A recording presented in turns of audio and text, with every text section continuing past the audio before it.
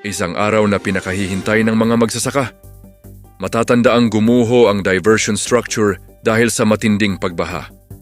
Mahayag, Molave, Ramon Magsaysay, Sominot.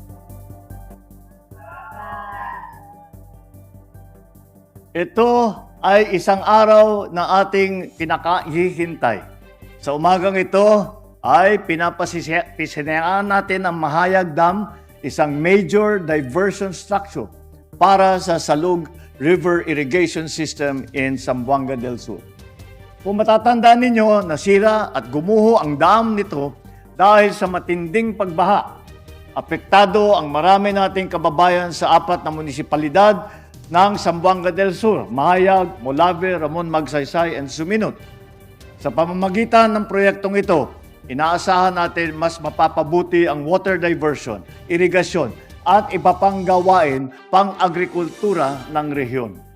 Makakatulong din ito sa pagbawas ng baha at sa pangkalahatang seguridad ng mga tahanan at kabuhayan dito sa Zamboanga del Sur. Tinatayang higit 3,100 magsasaka at ang kanilang mga pamilya ang makikinabang dito sa ating proyekto na ito.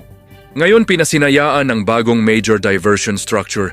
Higit 3,100 magsasaka at pamilya ang makikinabang.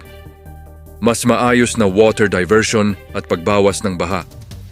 Ito ang Philippine Leader Spotlight Comment Spotted kung suportado mo ito.